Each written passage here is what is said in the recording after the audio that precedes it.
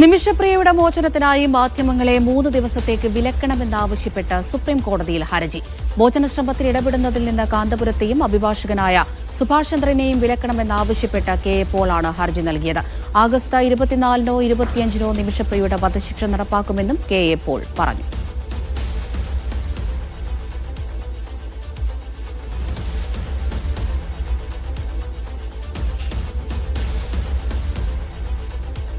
നിമിഷപ്രിയയുടെ മോചനത്തിനായി മാധ്യമങ്ങളെ 3 ദിവസത്തേക്ക് വിലക്കണം എന്നാവശ്യപ്പെട്ട് സുപ്രീംകോടതിയിൽ ഹർജി നൽകിയിരിക്കുകയാണ്.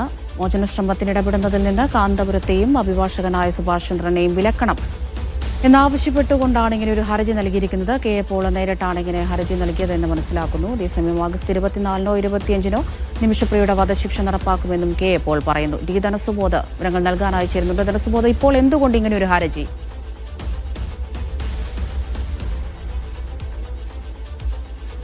ഇപ്പോൾ നേരത്തെ ഈ സുവിശേഷകനായ കെ.എ. പോൾ നൽകിയിരിക്കുന്ന പല പ്രസ്താവനകളും വ്യാജമാണെന്ന് കണ്ടെത്തി കേന്ദ്ര സർക്കാർ തന്നെ തടഞ്ഞിട്ടുണ്ടായിരുന്നു. മാത്രമല്ല, നിമിഷപ്രിയയുടെ വേണ്ടി പണം പിരിക്കുന്നത് നേരത്തെ കേന്ദ്ര സർക്കാർ തടയുകയും ചെയ്തിരുന്നു. ഈ ഒരു സാഹചര്യത്തിലാണ് ഇപ്പോൾ പുതിയ ഹർജിയുമായി കെ.എ. പോൾ സുപ്രീം കോടതിയിലേക്ക് എത്തിയിരിക്കുന്നത്. ഇതുമായി ബന്ധപ്പെട്ട് കേന്ദ്ര സർക്കാരിൽ നിന്നോ നിമിഷപ്രിയ ആക്ഷൻ കൌൺസിലിൽ നിന്നോ പ്രത്യേക വിവരങ്ങളൊന്നും ലഭിച്ചിട്ടില്ല. 24-ഓ 25-ഓ തീയതികളിലാണ് ഇപ്പോൾ നിമിഷപ്രിയയുടെ വധശിക്ഷ നടത്താൻ തീരുമാനിച്ചിരിക്കുന്നത് എന്ന വിവരം കെ.എ. പോളാണ് നൽകിയിരിക്കുന്നത്. അതുകൊണ്ട് തന്നെ ഈ മാധ്യമങ്ങളെ ഈ ചർച്ചകൾ ഇപ്പോൾ യമനിൽ നടന്നുകൊണ്ടിരിക്കുകയാണ്. താനാണ് ചർച്ചകൾക്ക് പല കാര്യങ്ങൾക്കും പിന്നിൽ.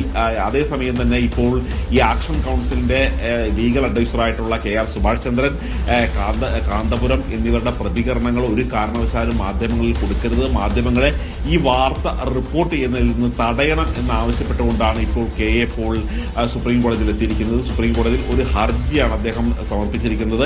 ഹർജി അടുത്ത ദിവസം പരിഗണിക്കും. പക്ഷേ ഇപ്പോഴും ഈ കെ.എ. പോൾ എന്തടിസ്ഥാനത്തിലാണ് ഇങ്ങനെ ഔദ്യോഗികമായ വിവരത്തിന്റെ അടിസ്ഥാനത്തിലാണ് ഇത്തരത്തിലുള്ള ഒരു ഹർജി സമർപ്പിച്ചിരിക്കുന്നത് എന്നുള്ളത് അവ്യക്തമായി തന്നെ തുടരുകയാണ്.